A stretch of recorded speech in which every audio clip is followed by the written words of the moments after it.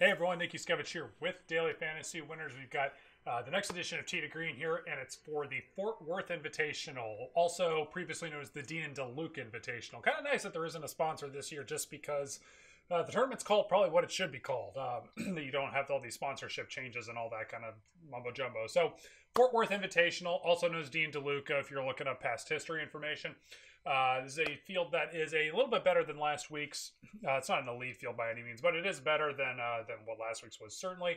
At Fort Worth Country Club, it is one of the classic courses. It's got a lot of history in terms of how long it's been around here on the PGA Tour. A lot of players like it, but in terms of where it fits on the schedule, it's just not a ton of the elite guys end up playing in it. I mean, a few of them do, obviously, but not a ton of them either. So, anyways, that's what we got going on this week. Odds per dollar wise, I'll just scroll through here real quick. Again, this is columns E and F.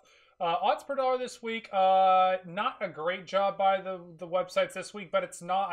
But I've definitely seen worse this year also. So if you do take a look, you're going to see some prices here. There are odds that are out of place, but it's not horrible. It's like we don't see any like 2.5s or something down here in like below 7,000 range like we sometimes see. And it's the mid 7K range. It's a little bit more split and everything like that. So it's not by the standards of what I'm putting DraftKings and FanDuel under, which is pretty low. It's not bad, I guess, but it is still pretty bad if you were trying to go pretty much more by what the sportsbook markets have, or even just kind of like how good the players actually are. It's still not that great. But so in any case, you can still make some pretty comfortable lineups with multiple different weights, but there is one strategy I think I do like the most here, and I will touch on it as we move on through. But so let's just dive on into this. Starting at the top here, again, Jordan Spieth here. Odds on favorite. This is pretty straightforward. It's kind of the same story. Odds on favorite, obviously Spieth. He knows Fort Worth Country Club pretty well. He has played very well at that tournament over the past several years. I mean, his tournament history here is ridiculous. Bunch of top finishes. And so, rightfully so, he is the odds-on favorite because he is the best golfer in the field. I mean, him and Jon Rahm, they're about the same in terms of quality of golfers, I think, right now in their careers. I mean, Spieth has a better resume, obviously, don't get me wrong. But as far as how good they actually are, they're probably about the same. Spieth's probably got a little bit of an edge overall. But again, the story here for Spieth, obviously, again, is the putter. The putter was cold again last week. He was a .69 here last week in the diff. He's back up to .74. His 18 number dropped. I forget exactly what it was at, but it was not as negative as this. And so it dropped to minus .471. And so, as you can see here, is I try to use the conditional formatting here for all the different years, just so you guys could see it more clearly. Spieth here over the last several years since 2013. He has been easily an above average putter, has been very good here, especially here in 2016, 2015. And so we just only predict him at a .27, really, which is lower than most of his seasons here as of late. It's just because this year's been so bad. That's pulling him down to a .27, which is still pretty high for a prediction. But so anyways, there's positive regression coming. This just really boils down to, do you want to buy that Spieth's putter is going to turn around this week? And I'm buying that it's going to turn around at any point. He's clearly struggling, obviously, with what he's got going on, but he's going to turn around, and when it does, it's going to be really good. And for how good his ball striking is right now, I mean, you just see here as I scroll over here to the strokes gained statistics. He's 19th strokes gained total, but second tee to green, 18th off the tee, 7th in approach, 13 around. I mean, he's just clicking on all cylinders except the putter at 190th, which is pretty darn bad since it's out of, I don't know exactly how many golfers it's out of currently, but it's a little bit over 200. I mean, he's near the very bottom. So he's having a pretty bad year, obviously, with the putter. And so, yeah, it just depends on if you're going to buy that it's going to turn around this week. I think it will. I know I've said that in the past weeks and it hasn't really happened yet, but I'm just going to continue to buy it. It's your call. If you don't want to risk that, you just want to wait if you just don't want to buy into Spieth and you just want to wait till it happens, I understand. That's perfectly fine. It's your own personal choice there. But the one thing actually I will mention here that forgot to mention before we got started with the top golfers is that this course, in terms of what statistics kind of show up here, as always, like strokes gained approaching the green always shows up at every tournament. Just depends on to what extent. Shows up here like some, but it's not a ton. It's still like one of the more important things, but it's not as much as it can be as other tournaments, I guess. But the one statistic that does show up here, because it doesn't show up very often at courses, is the strokes gained putting. Being good at strokes gained putting is a thing that does trend here pretty well historically, because these greens are a little bit smaller, they're a little bit flatter, a little bit easier. It's a little bit more of an old school course where they're not like multi-tiered type of thing. There are some greens, I guess, that are like that, but these greens are a little bit easier, generally speaking, by PGA Tour standards. And so with that, I would say that I would want people that are historically good at putting for this golf course. And Spieth knows this course pretty darn well. 8.27, like we said, he is normally a very good putter, and we expect positive regression. So I think it'll turn around here. And for what it's worth, I mean, like I said, last week was a course at Spieth. I don't know how well Spieth really knew that golf course. I know he's a member there, so he's had to play, obviously, a certain amount of the time. But again, like I said, that can be misleading because pros are members at like a lot of different like courses a lot of the time, because they got money and everything.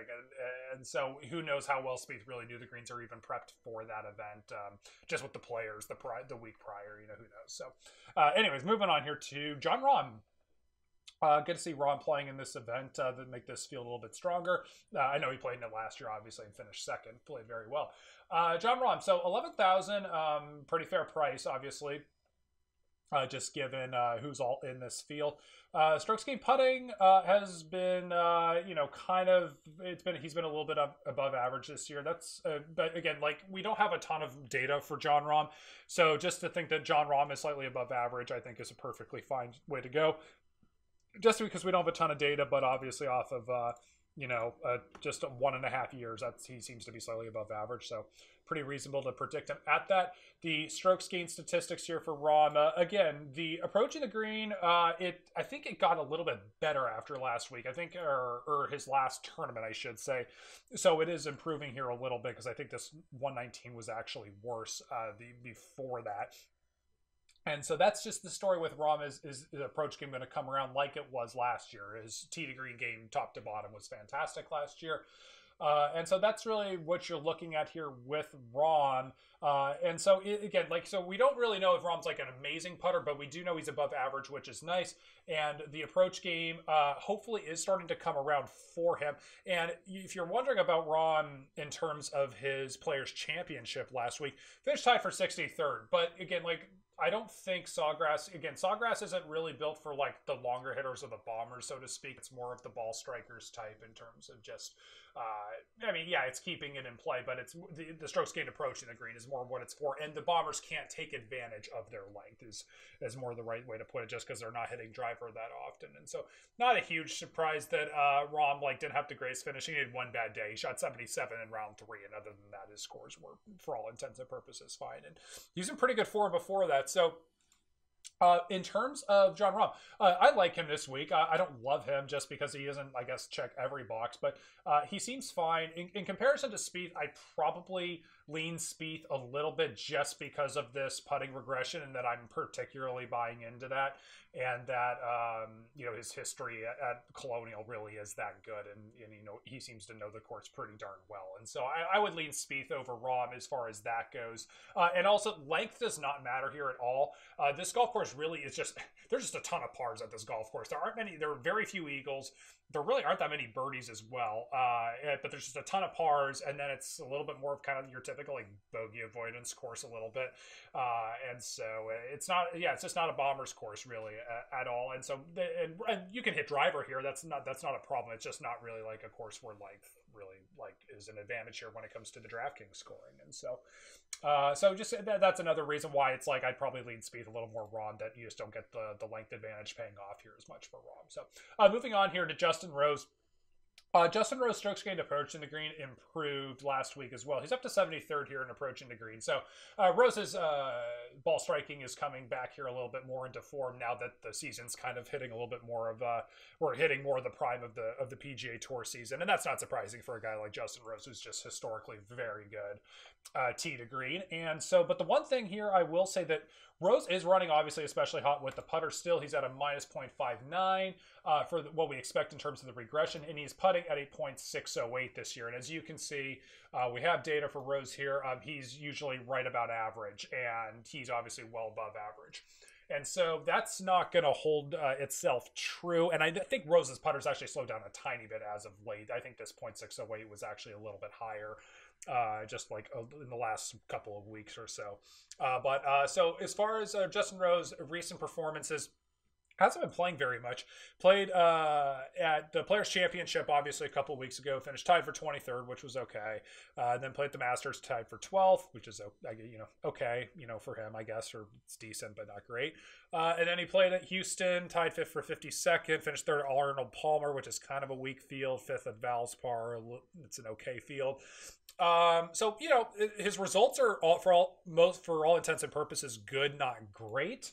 And that putter's running particularly hot. And I guess where this comes down to is to saying, like, I'm not really getting the length advantage with Rose. And even though his approach game is kind of coming more back into form, it's still, I guess, a tiny bit of a question mark. And that putter's running so hot that I'd probably say, I don't hate Rose as a play, but he's not one of my favorites either. And I'd much rather have Ricky Fowler at $200 cheaper, who I'll touch on here in just a second. So, yeah, I don't hate Rose, but I would just say like he's just not one of my favorites this week, given that strokes gained putting is usually one of the things that shows up here. And when I say strokes gained putting, usually really when it shows up here more, I don't mean that you should use guys who are running hot with the putter right now.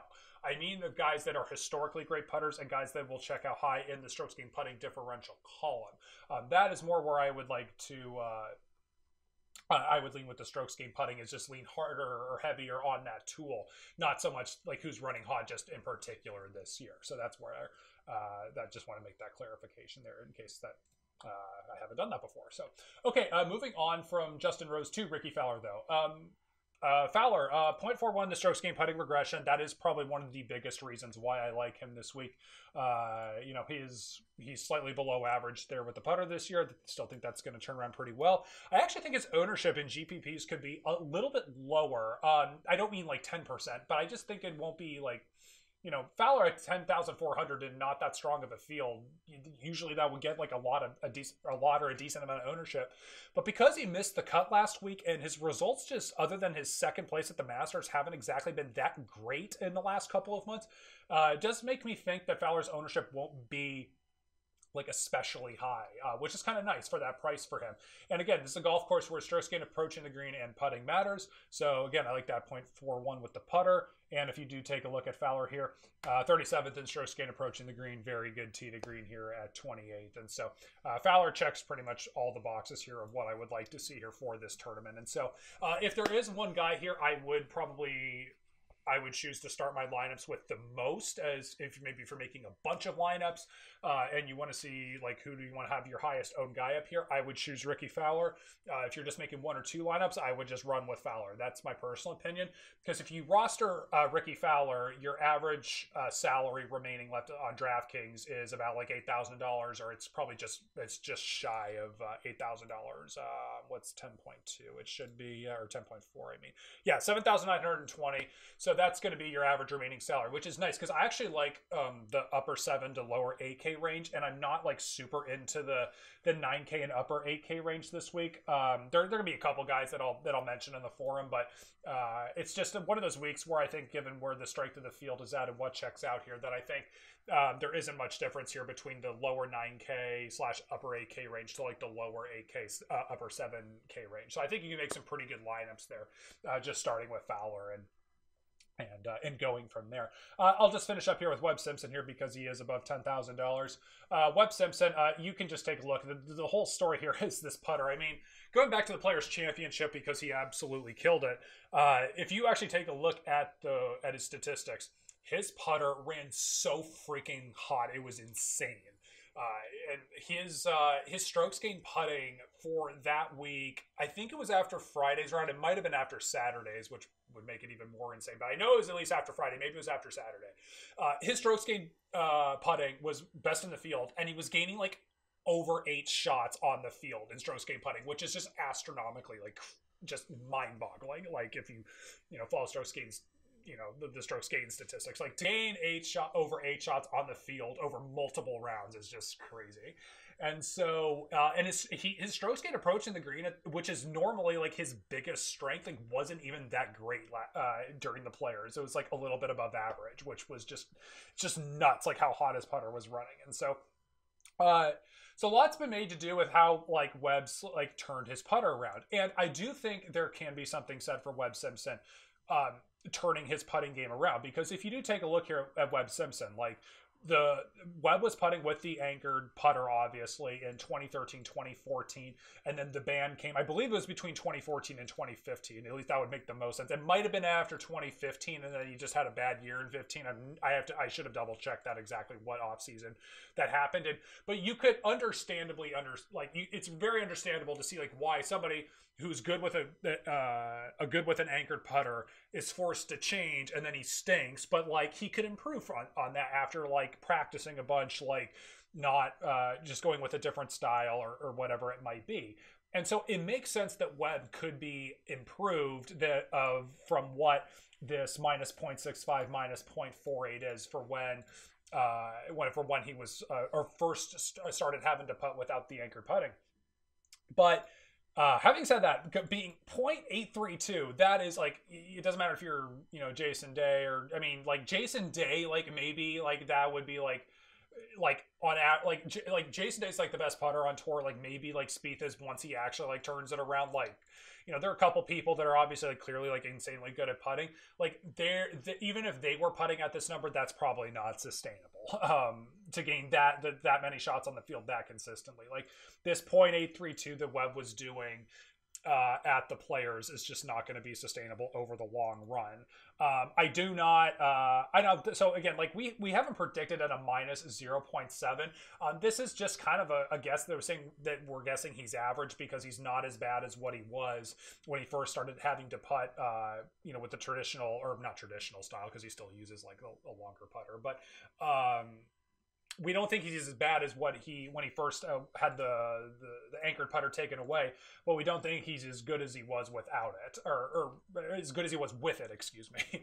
And so, sorry, I'm kind of fumbling with the words there, but so we just kind of have him plucked it right about average. But again, this is kind of like a little bit to be determined as, we filter out 2013, 2014, and as we move later on and we see how good Webb is without the anchored putter. And so, I just don't believe that this number at 8.832 is sustainable. To what extent is to be determined, but so maybe you don't think this minus 0.9 is as bad as it is. Maybe you think Webb is, like, an above average putter, and maybe he's as good as 0.3 or 0.31, or maybe 0.25, which is probably a little more reasonable, even if you think he's a good putter. But still, even with that, this number's still going to be negative pretty good, like a minus 0.6 or something like that. And so, sorry, that's kind of a long-winded explanation there that took too long, but and so in any case, I just don't think Webb is that great this week, because you are paying $10,200. He's coming off a big win, his second biggest of his career. You're paying a premium for Webb Simpson, and this is a price that normally, like, even if Webb Simpson finished 5th last week for whatever reason, or or a couple of weeks ago, his price would be in the lower 9K range or something like that. Like, you're just paying a premium price, and I just don't think you want to do that, especially when the putter is just running so dang hot. The strokes gained approaching the green still is pretty good this year, even though it wasn't as good during the Players. It is, 25th. So obviously Webb's pretty good approaching the green. So I mean, Webb could easily play well, but at the same time, it's just one of those things where I wouldn't pay the premium, and the putter's just not going to be this sustainably hot. So, sorry, long-winded answer there, and so I'm going to wrap this video up. Thanks for watching as usual. For those of you wondering, what I referenced to at the end of the last video or the episode last week about potential absence, my thing got actually postponed. It's not until June 8th, which is like right before the U.S. Open, which stinks, given the timing of it. But I definitely will have episodes here for the next few weeks. I'm going to definitely do an episode or two for the U.S. Open, and I will do probably just more prep for the U.S. Open a little bit in advance, and I'll make sure the content's still good for there, and I'll be around for that, and I'll find a way to make it work find a way to make it work one way or the other.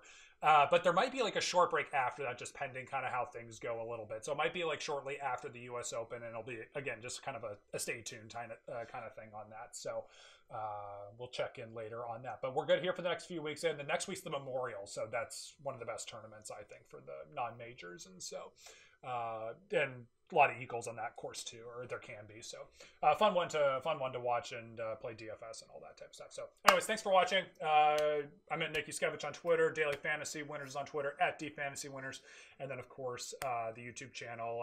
Very much appreciate all the likes to the videos and the subscriptions. All right, good luck everybody.